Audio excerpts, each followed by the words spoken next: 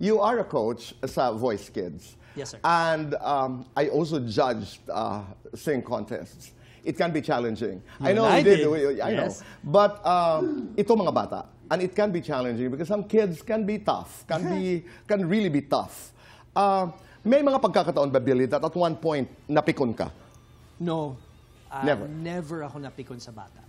I think talo ka kung ikaw yung pikon sa bata, honestly. Sa magulang, napikon ka na ba?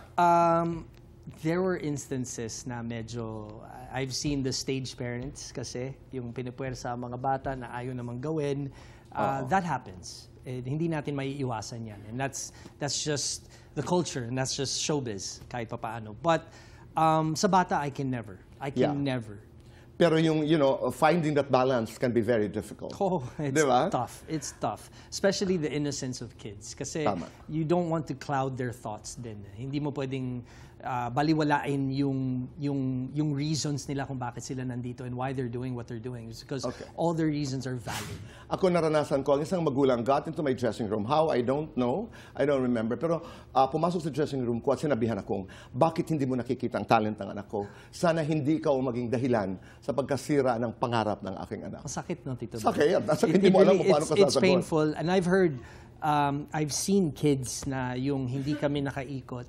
And sometimes pag break na, we pass by the areas kung saan sila they were actually let go or ganito. Eh, yung hagulgul ng bata.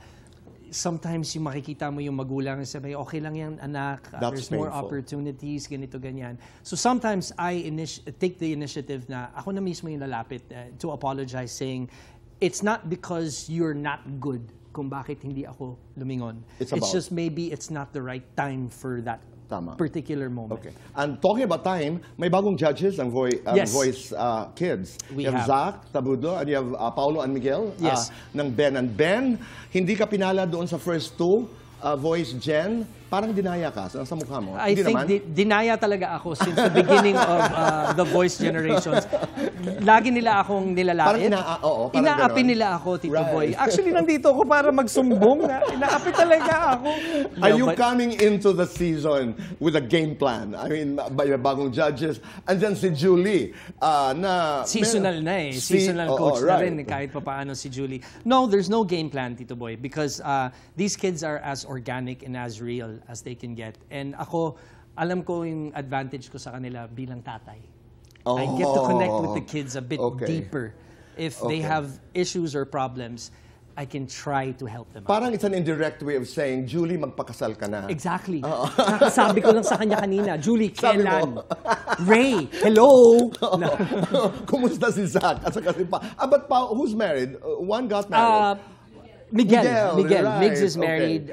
Pao is on the verge. But Zach is happily in a relationship. You know, I get along with all the judges naman, or the coaches. Wala akong problema.